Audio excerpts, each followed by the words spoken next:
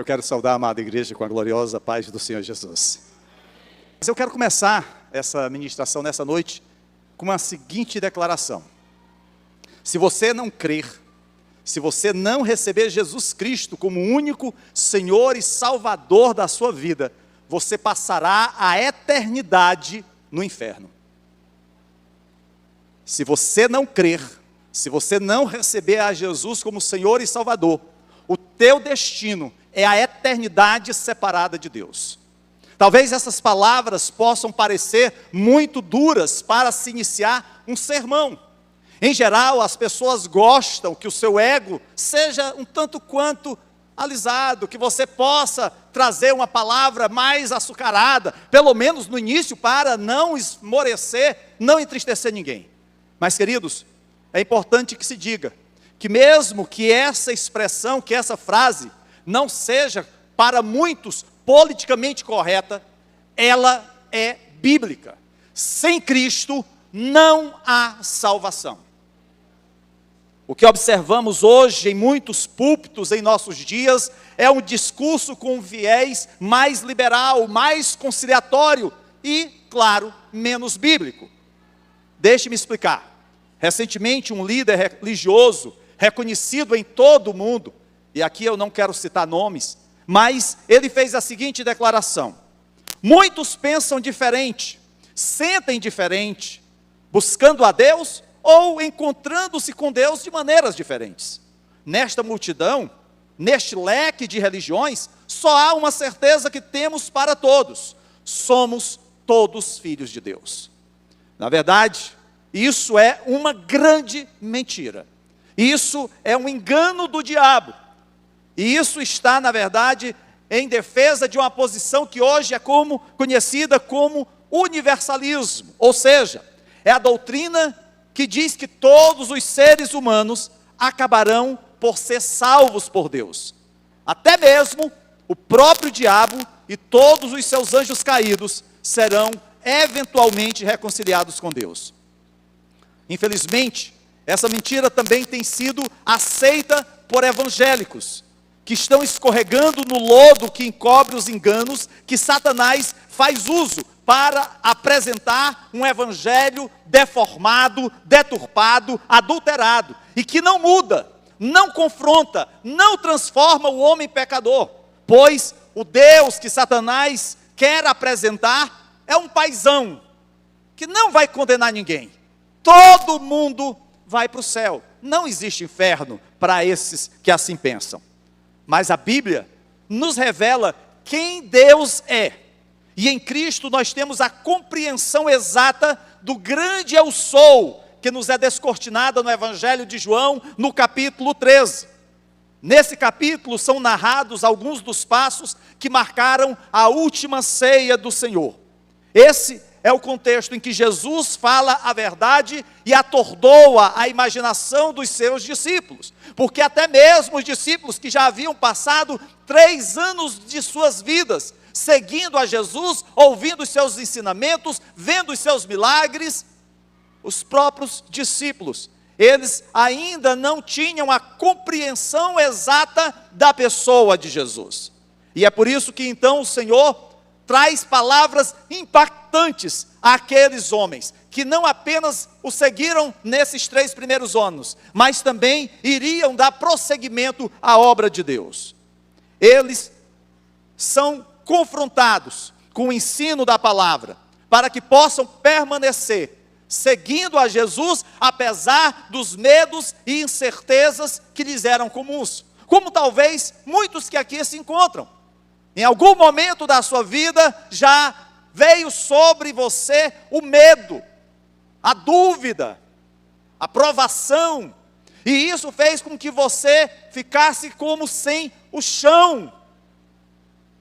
Por isso eu quero nesse momento convidar você a abrir a sua Bíblia no Evangelho de João, no capítulo 13, e acompanhar a leitura dos versos 1 a 13. Aproveito também para pedir você que está nos assistindo através do nosso canal no YouTube, que você possa inscrever-se no nosso canal, acionar o sininho e assim ser informado de novas postagens, deixar o seu like, fazer seus comentários e principalmente compartilhe essa mensagem com outras pessoas.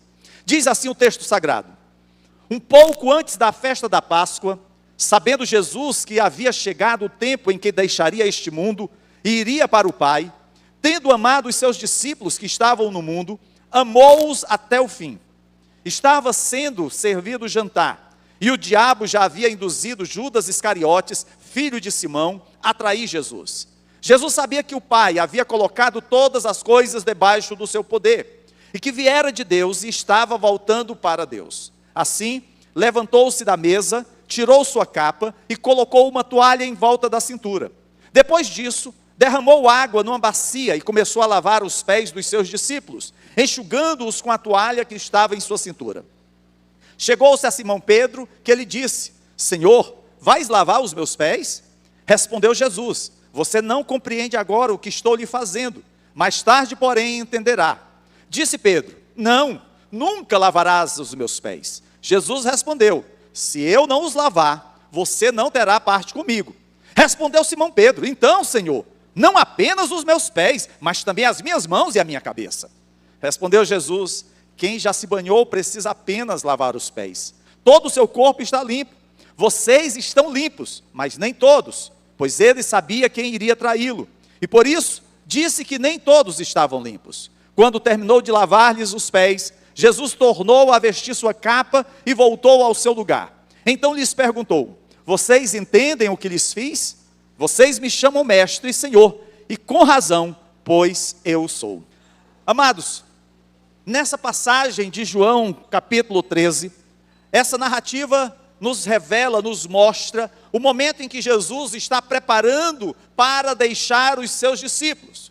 Logo, ele seria traído, preso, julgado e condenado. E não somente isso, ele sofreria terrivelmente. Porém, naquela Páscoa, e nós que estamos nos aproximando do período de festa de Páscoa, em que muitos cristãos comemoram em todo o mundo, é importante nós nos lembrarmos de toda essa situação. Naquele dia, Jesus dá algumas instruções e procura confortar os seus discípulos. Ele os reúne para aquela que seria a sua última ceia, e aonde então ele estabelece a nova aliança. Ele é o Cordeiro de Deus que tira o pecado do mundo. E esse título tem a ver com o que estava acontecendo e ia acontecer. Eles estavam reunidos na Páscoa para celebrar aquele momento. E a figura central da celebração da Páscoa era o Cordeiro Pascal. Ainda em referência ao que acontecera quando a Páscoa foi instituída nos dias de Moisés, quando da saída do povo hebreu do Egito. E agora, Jesus se apresenta como o Cordeiro de Deus que tira o pecado do mundo. Vocês lembram que quando do seu batismo, João então, ele tem essa visão, essa revelação: eis o Cordeiro de Deus que tira o pecado do mundo. E toda essa simbologia envolve a morte de um cordeiro sem defeito. E isso estava se materializando naquele momento na vida de Jesus. Contudo, o Senhor faz uma declaração que levou os discípulos lá para o início da história do povo de Israel. Quando o Deus Todo-Poderoso, o Senhor Criador dos céus e da terra, se apresenta a Moisés como o grande eu sou. É isso que Jesus vai dizer no versículo 19 aqui do capítulo que temos lido. Estou lhes dizendo antes que aconteça, a fim de que quando acontecer, vocês creiam que eu sou. Amados, os discípulos certamente, eles não entenderam com clareza aquela expressão, aquele título que Jesus estava usando para si. Mas ao nos concentrarmos nessas duas palavras, eu sou, nós descobrimos que os discípulos, eles estavam perturbados, cheios de medo. Podemos ver que as coisas começavam a desmoronar à medida que os discípulos experimentavam uma verdadeira montanha-russa de emoções. É nesse momento que Jesus joga 5 bombas sobre os seus discípulos. A primeira bomba é a da contradição. Nos versículos iniciais, vemos que o Salvador pega um pouco de água e uma toalha e começa a lavar os pés sujos dos seus seguidores. E isso é perturbador para eles, porque Jesus é o rabi, Jesus é o mestre. E eles há pouco tinham discutido sobre quem era o maior entre eles, e agora o mestre estava a lavar-lhes os pés. Era uma verdadeira contradição, porque os valores do mundo não são os valores da igreja. Precisamos entender que nem sempre, amados, nós vamos entender aquilo que está a acontecer ao nosso redor, mas sempre podemos crer que Deus está no controle de todas as coisas.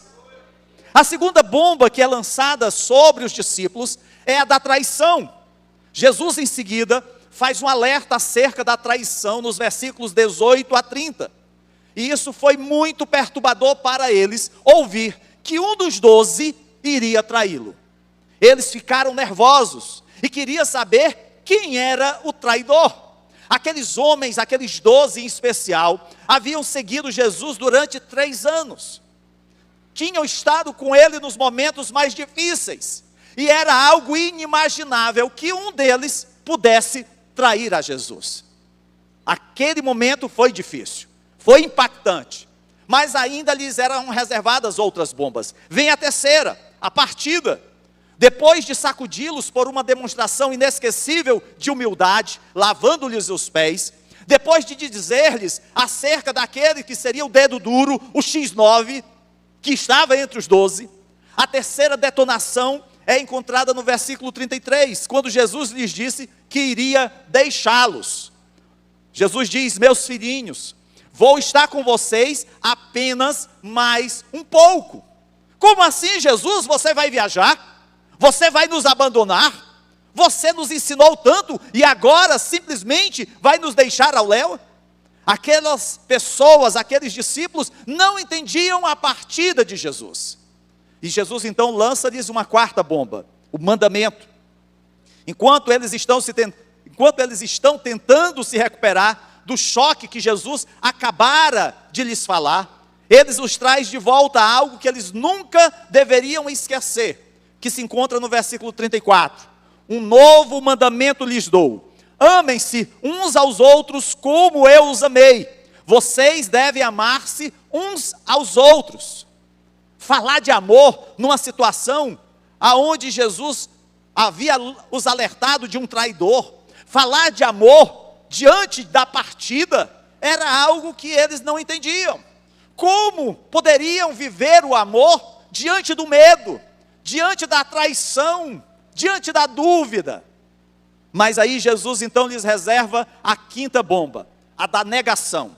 Essa quinta explosão deve tê-los atingido com muita força. Jesus declara que aquele discípulo, que sempre foi o mais impetuoso, o mais impulsivo, o mais determinado, sequer iria socorrê-lo quando as coisas ficassem difíceis.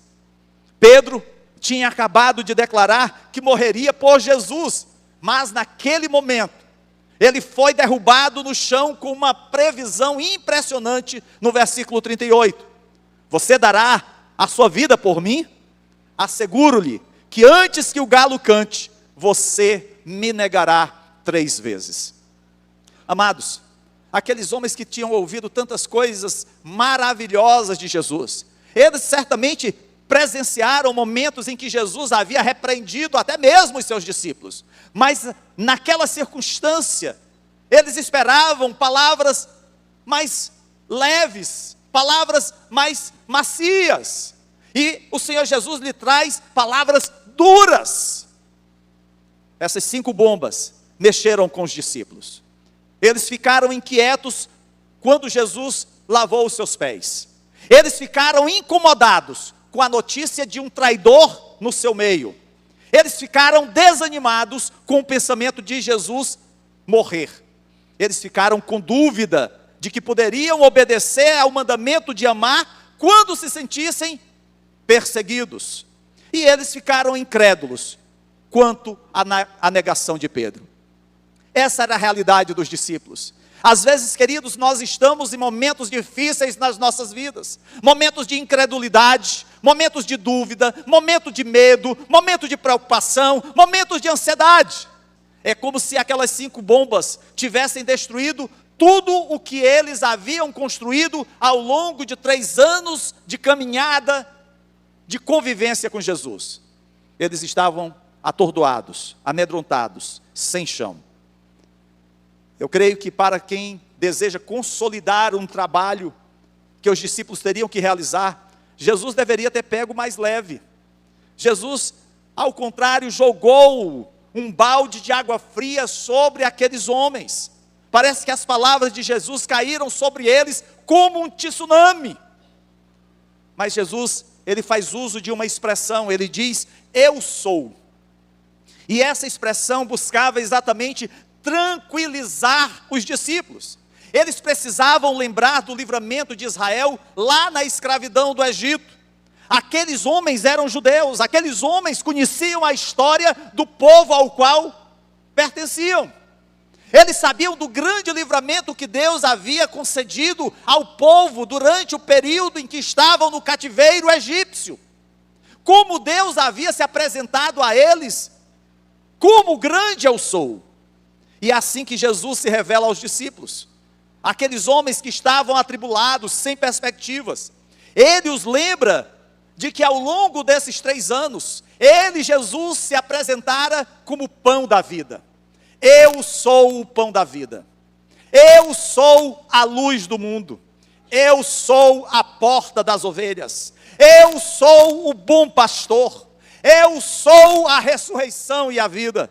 Eu sou a videira verdadeira. E aí no capítulo 14, João escreve um novo título de Cristo no versículo 6. No capítulo 14, João escreve então um novo título no versículo 6. O Senhor diz, eu sou o caminho, a verdade e a vida.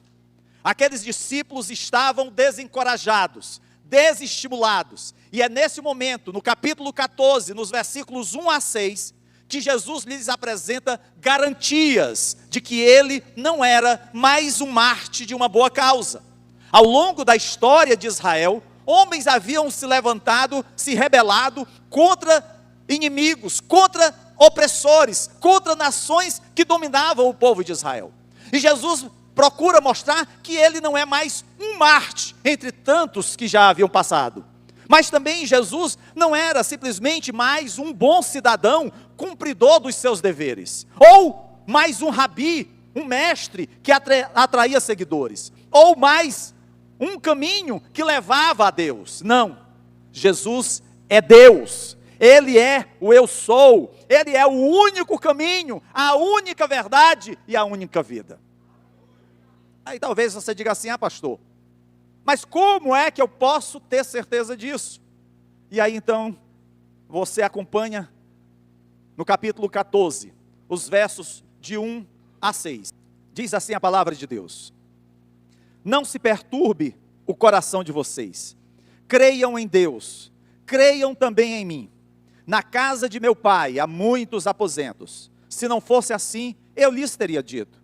Vou preparar-lhes lugar. E se eu for e lhes preparar lugar, voltarei e os levarei para mim, para que vocês estejam onde eu estiver. Vocês conhecem o caminho para onde vou.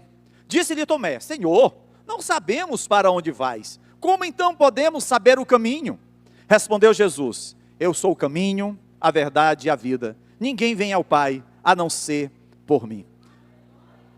Queridos, depois de passar pelo capítulo 13, e ouvir Jesus lavando os pés aos seus discípulos, falando de um traidor, após Jesus ter falado do grande mandamento, após Jesus ter trazido coisas que até então eles não entendiam, como a sua partida, ou o abandono dos seus discípulos, inclusive Pedro. Agora Jesus, ele chega para os seus discípulos de uma forma amorosa, ele diz, não se perturbe o coração de vocês. Talvez nessa noite você esteja passando momentos de grande dificuldade, momentos aonde você não esteja enxergando a luz no final do túnel. Eu quero te dizer que a luz continua acesa, porque a luz é Jesus, ela não se apaga, Ele é a luz desse mundo. E aí Jesus, ele diz aos seus discípulos e diz a cada um de nós, e a você que está nos acompanhando através do canal no YouTube, não se perturbe o coração de vocês. E ele faz isso de uma forma terna, educada, amorosa, ou em outras palavras ele diz assim: vocês precisam ter paz. Aqueles discípulos queridos estavam desmoronando. Aqueles discípulos estavam perturbados com tudo que Jesus revelara, e é nesse momento, logo no início do capítulo 1, que Jesus diz: creiam em Deus, creiam também em mim. Jesus os desafia a colocar a fé nele. Nós vivemos, queridos, num mundo totalmente incrédulo, cético, descrente. É por isso que a igreja tem uma grande responsabilidade, porque infelizmente, muitos até mesmo que estão no meio da igreja, não tem mais a compreensão do servir a Deus. Aqueles discípulos queridos foram instados, foram desafiados a crer em Deus. É como se Jesus dissesse a eles: vocês confiam em Deus? Vocês confiam no Eu Sou que se apresentou a Moisés, naquele Deus todo-poderoso? Agora é hora de confiar em mim, pois eu sou que chego até vocês. Jesus os ensinava a confiar e descansar, e saber que somente nele, aqueles discípulos poderiam encontrar a paz. Daí que lá no versículo 27 do capítulo 14, o Senhor Jesus diz: deixo-lhes a paz, a minha paz vos dou, não a dou como o mundo a dá. Não se perturbem os seus corações, nem tenham medo. Amados, o mundo nos amedronta. Como nós vivemos apavorados, como nós vivemos aterrorizados com as coisas que estão a acontecer ao nosso redor.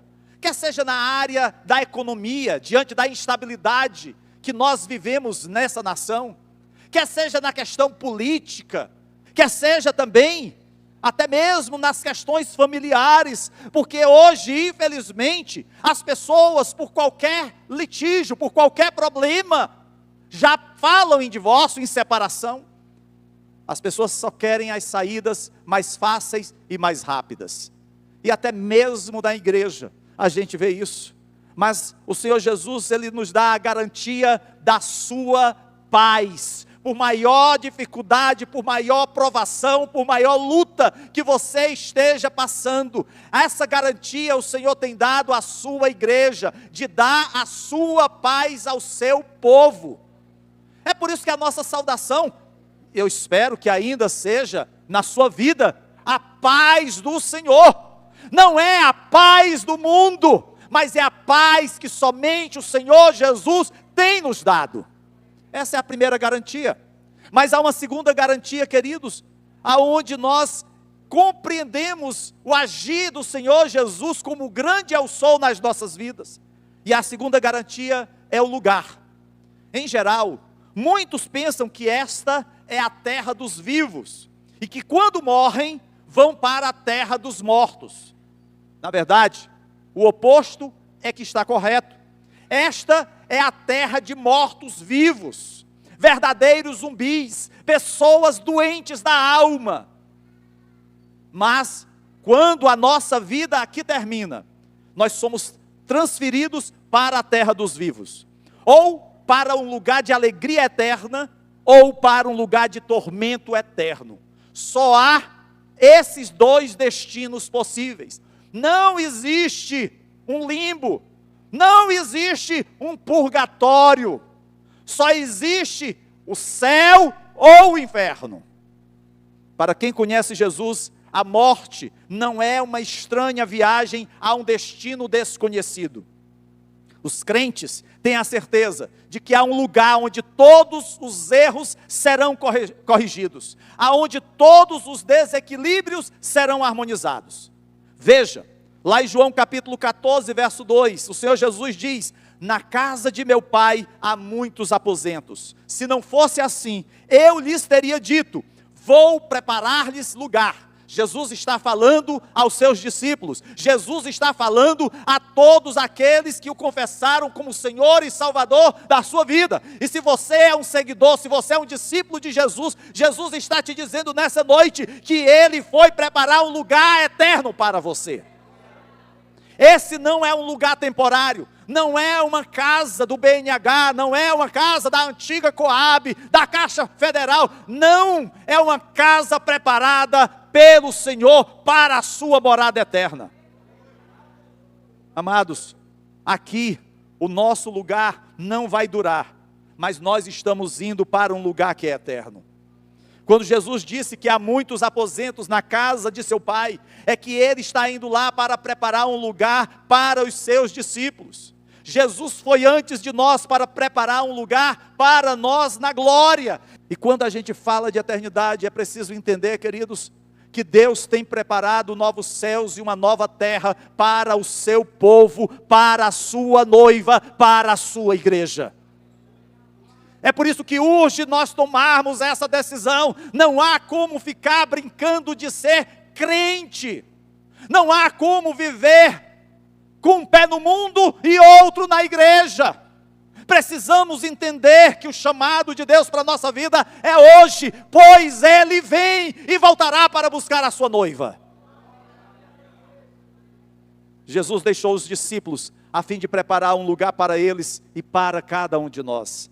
O céu é um lugar preparado para pessoas preparadas. Não é para pessoas sem compromisso, não é para rebeldes, não é para pecadores. O céu está preparado para a noiva do Cordeiro. E nós podemos ter paz agora, porque o nosso lugar está reservado não porque mereçamos, mas pela graça de Deus. Há uma terceira garantia, promessa. Jesus afirma, acalmando os seus discípulos que estavam amedrontados, no versículo 3, ele diz: e se eu for e lhes preparar lugar, voltarei e os levarei para mim, para que vocês estejam onde eu estiver.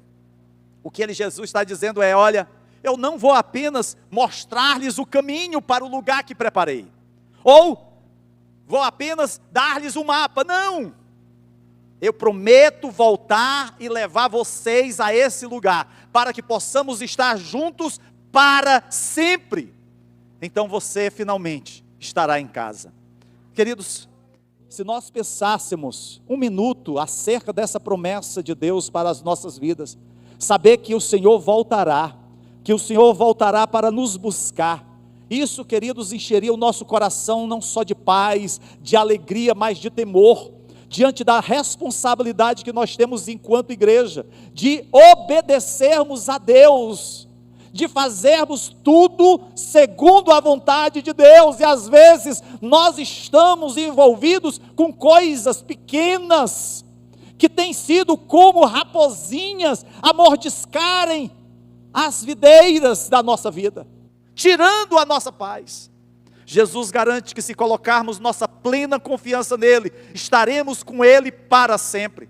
É a promessa dele. A Bíblia está cheia de promessas de Deus, e nenhuma delas jamais foi quebrada. Os homens quebram promessas, sobem no altar prometendo fidelidade e são infiéis, assumem compromissos de garantir o salário dos seus empregados e não pagam, ou assumem o compromisso de trabalharem e não cumprem as suas obrigações, de fazerem as suas atividades na escola e colam no dia da prova. Essa é a realidade humana. Mas as promessas de Deus, elas não são lançadas no vazio. Pelo contrário, lá no Salmo 145, verso 13, a palavra do Senhor diz: o teu reino é reino eterno, e o teu domínio permanece de geração em geração. O Senhor é fiel em todas as suas promessas, e é bondoso em tudo o que faz. Ele não é apenas fiel em algumas promessas, nas promessas que possam lhe parecer bem, não. Todas as suas promessas, Ele é fiel em cumpri-las. Devemos confiar na sua paz. Precisamos nos concentrar no lugar certo. Precisamos crer nas suas promessas, para em seguida nos comprometer a seguir o seu plano, que é a quarta garantia. No versículo 4, Jesus disse: vocês conhecem o caminho para onde vou. Tomé e os outros discípulos viram tantos milagres, tantos ensinos, mas naquele momento Tomé, no versículo 5, fala aquilo que os demais se calaram, mas gostariam de ter falado. Ele disse: Senhor, não sabemos. Ele não disse: Senhor, não sei. Ele disse: Senhor, não sabemos para onde vais. Como então podemos saber o caminho? É nesse momento, queridos, que se descortina diante dos discípulos o único plano para levá-los aos céus. Não há um plano B. Deus não estabeleceu um outro plano na salvação, a não ser o único plano. E aí Jesus diz: eu sou o caminho, a verdade e a vida. Ninguém vem ao Pai a não ser por mim. Jesus é esse caminho. Não há outro plano a não ser a pessoa de Jesus. Não há como chegar ao céu se não for por meio dele. Essa é uma afirmação bem forte, mas é verdadeira. Jesus, ele é muito inclusivo. A gente vai ver Jesus incluindo todas as pessoas que viviam à margem da sociedade nos seus dias. Jesus os atrai a si. Jesus busca a mulher adúltera. Jesus vai ao samaritano. Jesus vai àqueles que estavam à margem da sociedade. Porém, no que diz respeito à salvação, Jesus é exclusivo. Ele é exclusivo, não há outro nome. É por isso que lá em João capítulo 6, verso 37 diz: todo o que o Pai me der virá a mim, e quem vier a mim, eu jamais o rejeitarei. Esteja certo, meu irmão, minha irmã, se você foi comprado e lavado no sangue do Cordeiro, não há nada nem ninguém que possa te separar do amor de Deus. Você é precioso, você é preciosa para o Senhor. A exclusividade de Emanuel é enfática. Talvez você diga assim: pastor, mas nós vivemos numa sociedade pluralista, uma sociedade que valoriza a diversidade, o relativismo, que exclui reivindicações exclusivas, absolutas da verdade. É isso mesmo. É verdade que isso acontece. E às vezes até mesmo entre os cristãos, nós vemos, queridos, que há muitos que aceitam o relativismo. Isso é uma verdade para mim, mas para você pode ser outra. Queridos, é bom lembrar que o mundo dos autores bíblicos também estava cheio de paganismo e pluralismo. Mas em meio a essa diversidade religiosa, quer seja dos dias da Bíblia, quer seja nos dias atuais aqui no Brasil, a Bíblia faz algumas afirmações bastante surpreendentes, que contrariam o mantra do pluralismo religioso. Lá em Mateus capítulo 7, versos 13 e 14, Jesus deixou claro que o caminho para o céu é estreito e restritivo. Ele disse: entrem pela porta estreita, pois larga é a porta, e amplo o caminho que leva à perdição, e são muitos os que entram por ela. Como é estreita a porta e apertado o caminho que leva à vida, são poucos os que a encontram. Se você teve a alegria de encontrar essa porta estreita, não fique enamorado pela porta larga que te conduz ao inferno.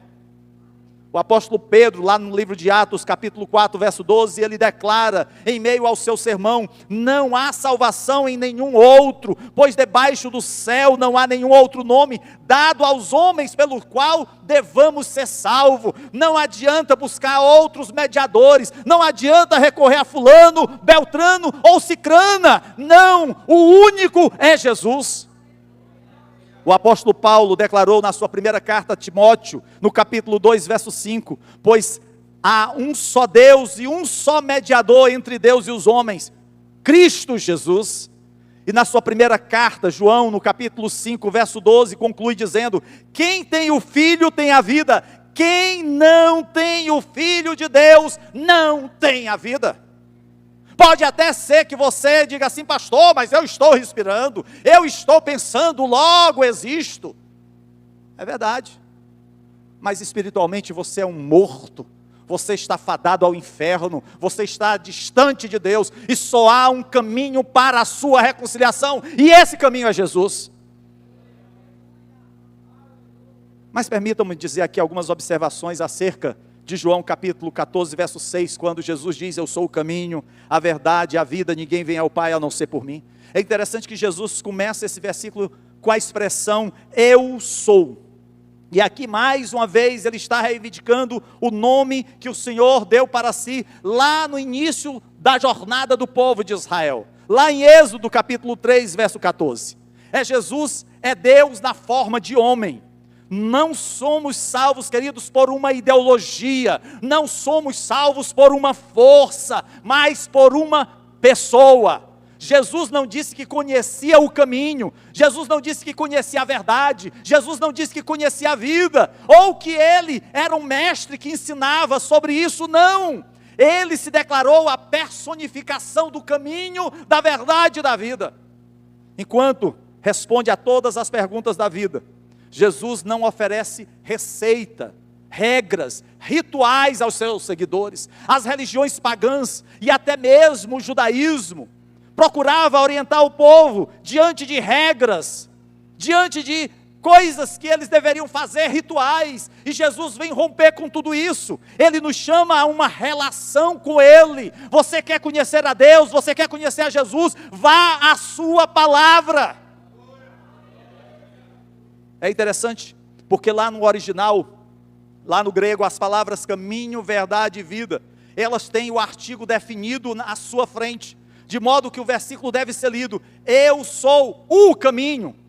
E aqui é sentido de exclusividade. Eu sou o único caminho, eu sou a vida, eu sou a única vida, eu sou a única verdade. Todos esses três conceitos, queridos, são ativos e dinâmicos. O caminho nos leva a Deus, a verdade nos liberta e a vida produz relacionamento. Sem caminho não há como ir, sem a verdade não há como saber, sem a vida não há como crescer. Poderíamos dizer, em outras palavras, Jesus é o caminho que revela a verdade sobre Deus e dá vida àqueles que creem. Só há um caminho para a salvação, e esse caminho é Cristo. Se Cristo for removido, não há caminho para o Pai, não há plano B, não há uma verdade redentora e nem vida eterna além de Jesus. Enquanto que outras religiões oferecem sistemas de pensamento que tentam preencher a lacuna, o vazio entre homem e Deus, Jesus é o único que verdadeiramente preenche essa lacuna. O teólogo do início do século XX, de nome A.W. Pink, ele sugere que antes do pecado entrar no mundo, Adão desfrutava de um triplo privilégio em relação a Deus. Adão estava em comunhão com o Todo-Poderoso, Adão conhecia a Deus e Adão possuía uma vida espiritual. Mas quando Adão pecou, quando Adão desobedeceu, ele alienou-se de Deus, ele não foi mais capaz de perceber a verdade e ele perdeu a vida espiritual. A.W. Pink sugere que todos os homens, você, eu, todos nós, a partir de Adão, têm uma necessidade tripla: reconciliação, iluminação e regeneração. E isso, queridos, é perfeitamente atendido por Jesus, porque Ele é o caminho para a reconciliação, Ele é a verdade para a iluminação e Ele é a vida que regenera. É por isso, amados, que nós podemos declarar que Jesus é o caminho. Jesus não apenas mostra o caminho, Ele é Ele mesmo o caminho. E isso tem duplo significado. Primeiro, que Ele é o caminho de Deus para nós, na medida em que todas as bênçãos divinas descem do Pai por meio do Filho. É por isso que quando nós oramos, o fazemos em nome de Jesus. Mas Jesus também é o nosso caminho para Deus. É a única maneira de chegar ao Pai, é através de Jesus. Ele atravessa a distância entre Deus e os pecadores. É interessante porque a palavra religião vem do latim religare. E essa palavra diz respeito a uma nova ligação. E aquilo que é a nossa ligação entre Deus e nós, os homens, é Jesus. Não há outro caminho. Conta-se a história de um missionário que viajou para uma aldeia remota. Ele recebeu um guia nativo para levá-lo até lá, porque eles tinham que caminhar na selva. Ao iniciarem a sua jornada, o caminho era claro e fácil de seguir. Mas depois desapareceu a trilha e o guia teve que cortar a vegetação rasteira espessa com o seu facão. O missionário ficou nervoso e perguntou: onde está o caminho? Ao que o nativo respondeu: descanse, eu sou o caminho, apenas siga-me. Queridos, o que Jesus está a te dizer, o que Jesus está a nos dizer nessa noite é isso: Ele é o caminho, basta segui-lo, basta obedecê-lo, não precisamos temer. Mas não apenas Jesus é o caminho, Jesus é a verdade.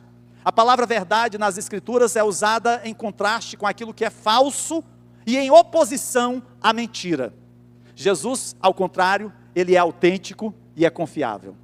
Quando nós olhamos para Jesus, nos deparamos com a certeza de algo e com a realidade. A Bíblia descreve a verdade não apenas como algo que é simplesmente intelectual, tem também uma dimensão moral. É por isso que lá em João capítulo 3, verso 21, refere-se a fazer a verdade. Diz assim: mas quem pratica, quem faz, quem realiza a verdade, vem para a luz. Então a verdade é uma coisa concreta, é algo que eu pratico, é algo que eu realizo, é algo que eu faço. E Jesus revela Deus e expõe os culpados, porque a palavra de Deus também diz lá em João que os homens amaram mais as trevas do que a luz, porque as suas obras eram más. A verdade, queridos, talvez seja uma das mercadorias mais escassas no mundo atual. Nós ouvimos as pessoas dizerem: isso pode ser verdade para você, mas não é para mim. Muitos em nossos dias não acreditam na verdade absoluta. E isso tem consequências graves, pois sem a clareza e consistência da verdade moral absoluta, nós somos reduzidos a fazer o que parece certo, o que parece bom, o que produz a menor resistência e o que proporciona a maior realização pessoal. Para isso, precisamos entender, queridos, que nem sempre aquilo que vai nos satisfazer é algo que agrada a Deus.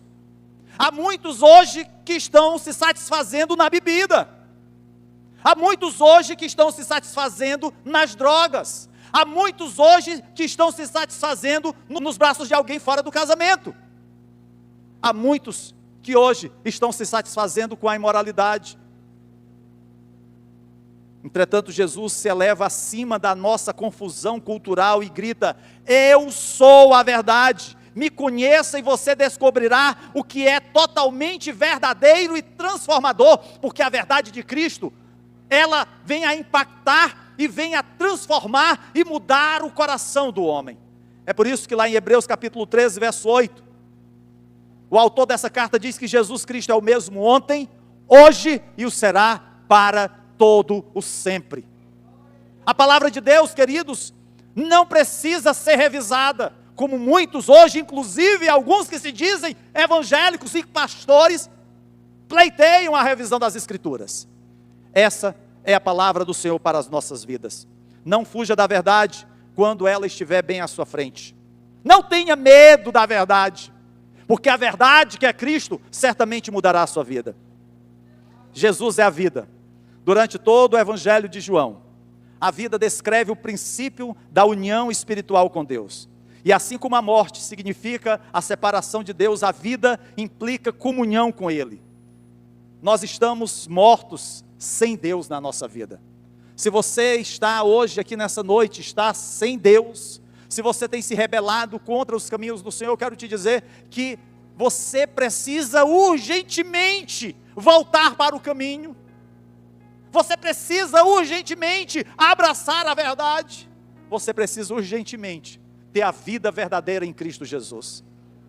Assim eu quero lhe dar 3 conselhos nessa noite. Primeiro, coloque a sua fé em Jesus. O Senhor Jesus disse: ninguém vem ao Pai a não ser por mim.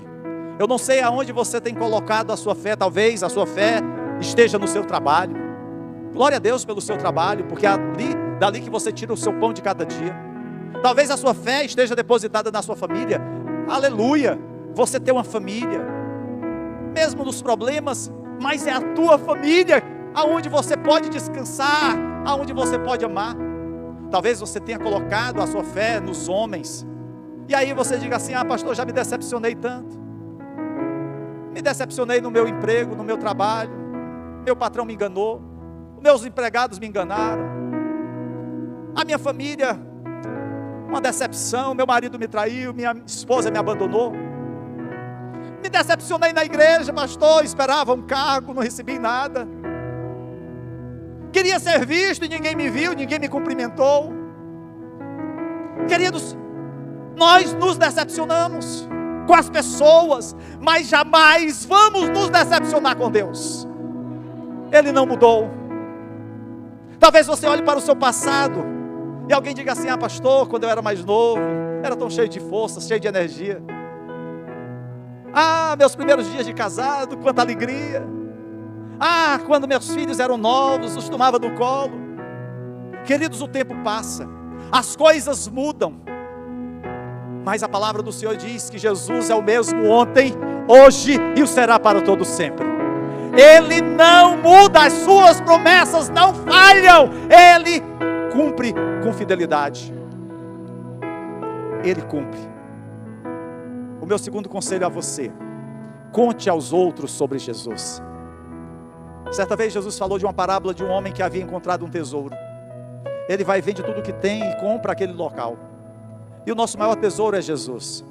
E esse tesouro que você recebeu gratuitamente precisa ser compartilhado. Talvez você esteja lembrando de alguém próximo a você, um familiar, um parente, um amigo, um colega de trabalho, de escola, de faculdade, um vizinho, a quem você precisa compartilhar o amor de Deus. Você é chamado para ir pregar o Evangelho. Você conheceu o caminho, você conheceu a verdade, você conheceu a vida. Mas existem tantos aí fora, na nossa comunidade, que ainda não tiveram esse encontro com Jesus e que precisam ter. E o meu terceiro e último conselho é: viva a sua vida para Jesus. Eu não estou lhe chamando aqui para fazer um voto franciscano, não. Eu estou te dizendo que lá no teu trabalho, você viva para Jesus. Lá na tua escola, você viva para Jesus. Lá na tua família, você viva para Jesus. Em todas as áreas da tua vida, você viva para Jesus. Você seja sal, você seja luz. Tenha uma vida que agrade ao Senhor. Que você possa se chegar ao Pai e abrir seu coração e dizer: obrigado, meu Deus, por tudo. Aqueles discípulos, eles ouviram Jesus no capítulo 13 e ficaram aterrorizados. Mas no capítulo 14, quando Jesus diz que Ele lhes dá a sua paz, eles puderam se tranquilizar, eles puderam confiar. Se há entre nós alguém que nessa noite está sem paz da sua vida, está sem Cristo no seu coração, eu quero te dizer que as minhas palavras introdutórias, elas podem até não ser politicamente corretas, podem ser que elas não atraiam multidões, podem ser que elas afugentem a alguns, mas são palavras verdadeiras. Se você não confessar a Jesus como Senhor e Salvador da tua vida, o que te aguarda é o inferno. Não há meio termo, não há meias palavras, só há um caminho e esse é Jesus.